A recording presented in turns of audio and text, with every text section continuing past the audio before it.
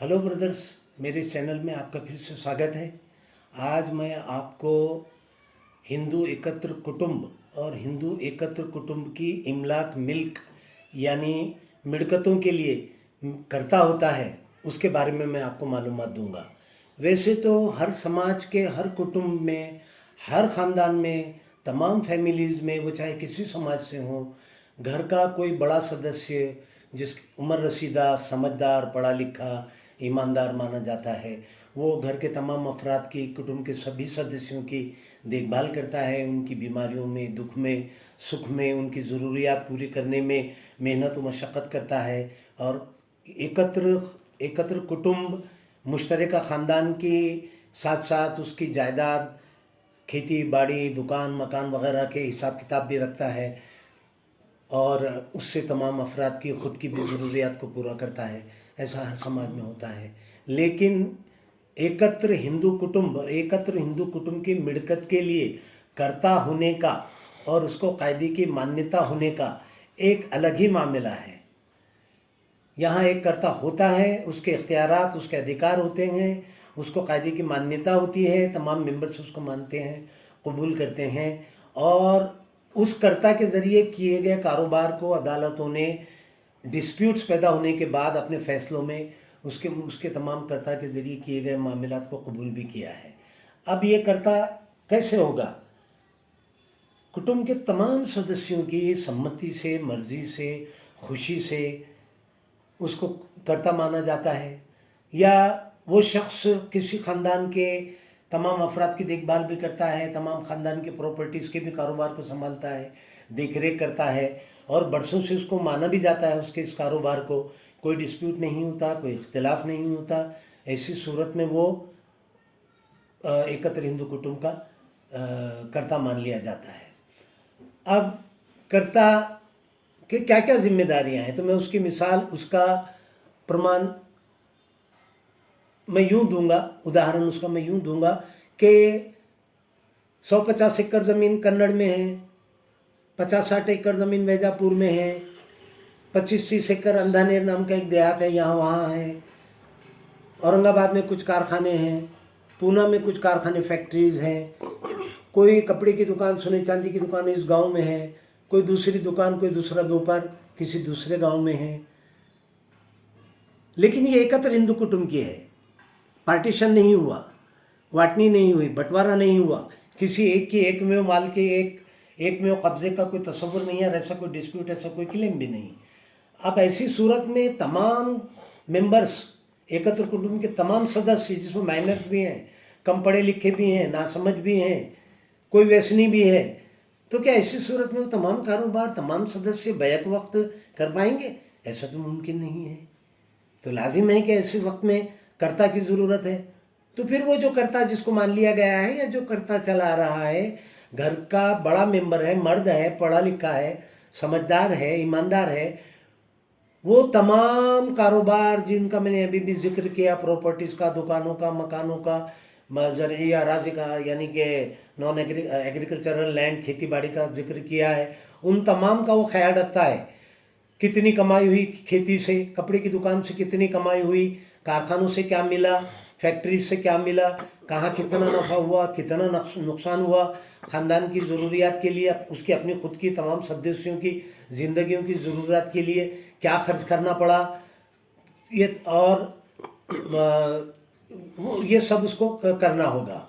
उसकी जिम्मेदारी में एक और चीज़ ये भी आएगी कि एकत्र हिंदू कुटुंब के मिड़कत से कमाए हुए पैसों से एकत्र हिंदू कुटुंब के लिए, सभी की मालकियत कब्जे के लिए, सभी के फ़ायदे के लिए कोई नई अराज़ी यानी कि ज़मीन ख़रीदना, या तो वो खेती बाड़ी की ज़मीन हो या वो प्लॉटिंग की ज़मीन हो, वो ख़रीदना, या एकत्र हिंदू कुटुंब की कोई एक मिल्क है, कोई एक जायदाद है जिसको डेवलप करने से, कोई लुक्रेटिव बिजनेस वहाँ शुरू करने से ख़ानदान के फंड के रुपये में इजाफा होता है। तो उस डेवलपमेंट के लिए किसी दूसरी कम ज़रूरत की प्रॉपर्टी को बेचना और वही पैसा दूसरी लुक्रेटिव बिजनेस के लिए, किसी दूसरी प्रॉपर्टी को डेवलप करने के लिए लगाना, वो ये भी कर सकता है। अब ये तमाम इख्तियारात उसको दे दिए गए हैं। अब अक्सर देखने में आया है, कई मुकदमात में भी मैंने देखा है कि एकत्र हिंदू कुटुंब है, उसके इमलाक हैं, यानी मिड़कतें जिसको कहते हैं, कोई मिल्क है, कोई एक मिड़कत है, वो करता उसको चला रहा है, करता कैसे से खुद के साथ साथ घर के तमाम सदस्यों के लिए, या बहुत सारी जायदादें हैं, और उसकी देखभाल करता कि ऐसे से वो करता चला आ रहा है। लेकिन आगे चलकर उसी एकत्र हिंदू कुटुंब की एकत्र मिड़कत से कमाए हुए पैसे से वो कोई प्रॉपर्टी, कोई जायदाद, कोई खेत, कोई प्लॉट लाखों का, करोड़ों का सिर्फ अपने या अपने बेटे के नाम से खरीद लेता है, और वो ये क्लेम करता है कि ये मेरी एकमेव मालकी और कब्जे की प्रॉपर्टी है। उर्दू में जिसको कहेंगे कि मैं या मेरा बेटा बिला शिरकत गैरे मैं इसका मालिक वो काबिज हूँ। I myself or my son is the exclusive owner and in exclusive possession of this particular property because it was purchased, because it was acquired by my efforts, my own earning, or my son's own earning, or his own efforts were put in that in purchasing, in earning that money for the sake of purchasing that property. कि वो property को खरीदने के लिए मैंने या मेरे बेटे ने अलग से ख़ानदान की एकत्र हिंदू कुटुंब की मिड़कत के एक पाई भी न लेते हुए मैंने या मेरे बेटे ने वो प्रॉपर्टी खरीदी, ये उसको साबित करना होगा अगर अदालतों में बात जाती है तो। लेकिन एकत्र हिंदू कुटुंब रहते हुए और खुसूसन वो करता रहते हुए इसको साबित करना बहुत मुश्किल होता है। अब यहाँ एक बात मैं वाज़ेह कर दूँ, ये बात भी आपको ज़रूर बता दूँ क्योंकि समझना भी निहायत ज़रूरी है। इससे क्या साबित हुआ मेरे भाइयों? इससे साबित ये हुआ कि एकत्र कुटुंब के तमाम सदस्यों को कर्ता से एकत्र कुटुंब के फंड्स, प्रॉपर्टीज़, उनकी देखभाल, नफ़े नुकसान का हिसाब किताब लेने का हक व अधिकार भी है।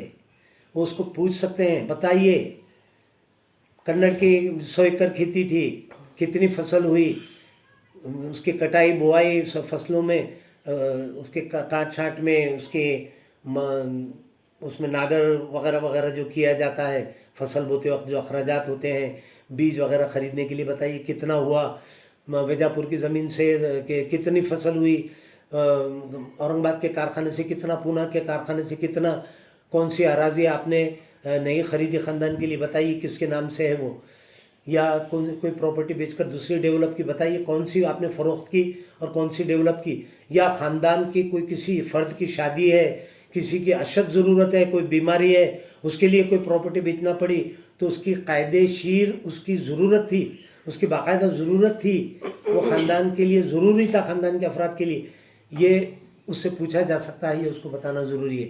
इसलिए यहाँ मैं ये वाज़ेह कर दूँ भाइयों कि इस बात का ख्याल रखें, अपने घर के कर्ता, अपने बड़े भाई, अपने वालिद जो भी हैं, जो कारोबार देख रहे हैं, तो उनसे हिसाब किताब ज़रूर पूछें ताकि आगे चलकर किसी किस्म का कोई कज़िया, कोई डिस्प्यूट, कोई वाद विवाद ना हो।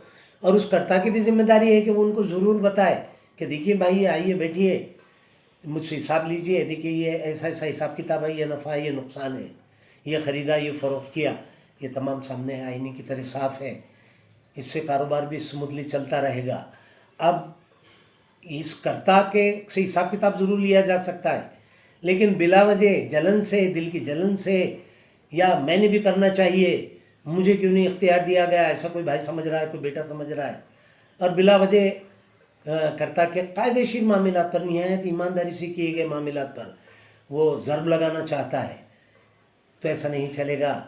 कर्ता के इख्तियारात बहुत वसी हैं, बहुत बड़े हैं। ये मैं नहीं कहता, ये हमारे देश की सर्वोच्च न्यायालय ने एक अपने union of India versus Shri Ram इस फैसले में निहायत वजाहत के साथ बयान किया है कि हिंदू एकत्र कुटुंब के कर्ता के इख्तियारात कितने वसी हैं, उसके पावर्स कितने ज़्यादा हैं। अब यहाँ मुझसे एक सवाल किया गया कि भाई कोई लाइफ इंश्योरेंस पॉलिसीज़ ख़रीदी गई हैं तो क्या वो किसी को पर्सनलीज की एकत्र पॉलिसी समझी जाएंगी।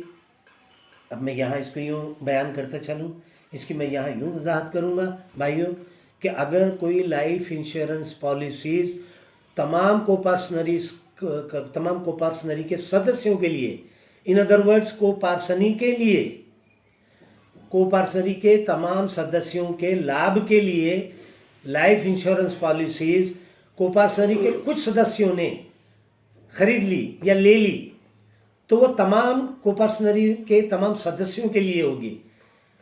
वो कोपार्सरी के चंद सदस्य आकर ये नहीं कह सकते कि हमने हमारी ज़िंदगी की ज़मानत पर ये इंश्योरेंस पॉलिसीज खरीदे हैं, इसलिए हम इसके लाभ के एकमेव हकदार वो लाभार्थी हैं। We alone are the beneficiaries of these policies. They can't make such a claim. इस तरह का वो क्लेम नहीं कर सकते, उनको ये इख्तियार नहीं होगा। क्यों नहीं होगा मेरे भाई? कि ये तमाम कोपार्सरी के तमाम सदस्यों के लिए था। अब ये भी मैं अपने तरफ से नहीं कह रहा हूँ, ये भी अब हमारे देश की माननीय सर्वोच्च न्यायालय ने एक निर्णय अपने Narendra Kumar versus commissioner of income tax इसमें दिया है। अब क्या एकत्र कुटुंब के दो कर्ता भी हो सकते हैं? ऐसा नहीं है। अगर दो कर्ता होंगे तो डिस्प्यूट हो जाएगा, एक कर्ता कोई निर्णय लेगा, दूसरा कर्ता उसका विरोध करेगा, क्लैशेस आएंगे, ख़ानदान का नुकसान होगा, प्रॉपर्टीज़ का नुकसान होगा। अब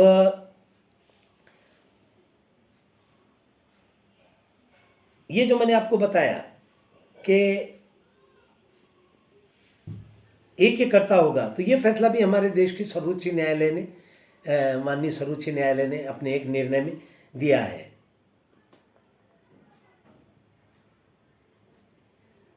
और ये जो मैंने पॉलिसीज़ का बताया है कि कोपार्सरी के लिए खरीदी हुई पॉलिसी तमाम कोपार्सरीज के लिए होंगी, कोपार्सरी के तमाम सदस्यों के लिए होगी, तो ये भी हमारे देश की सर्वोच्च न्यायालय ने एक और निर्णय पार्वती कौर वर्सेस सारंगधर सिन्हा में दिया है। अब इस निर्णय के तहत वो पॉलिसी तमाम कोपार्सरी के सदस्यों के लिए होगी और एकत्र हिंदू कुटुंब का एक ही कर्ता होगा।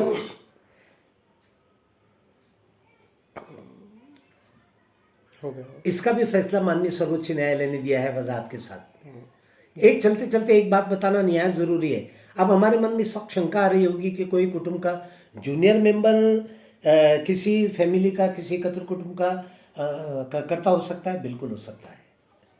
ये फैसला भी हमारे देश की माननीय सर्वोच्च न्यायालय ने Narendra Kumar versus commissioner of income tax में दिया है कि कोई जूनियर मेंबर है, कम उम्र का मेंबर है, बड़ा भाई 30 बरस का है लेकिन छोटा भाई जूनियर है लेकिन 25 ही बरस का है, लेकिन तमाम एकत्र कुटुंब की और उसकी मिलकत की देखभाल, ज़रूरियात, खर्च, नफ़ा नुकसान वही करता चला आ रहा है और सभी सदस्य उसको मानते चले आ रहे हैं, तो कायदे से वो सर्वसम्मति से माना हुआ एकत्र कुटुंब का कर्ता माना जाएगा। धन्यवाद। अच्छा रहा।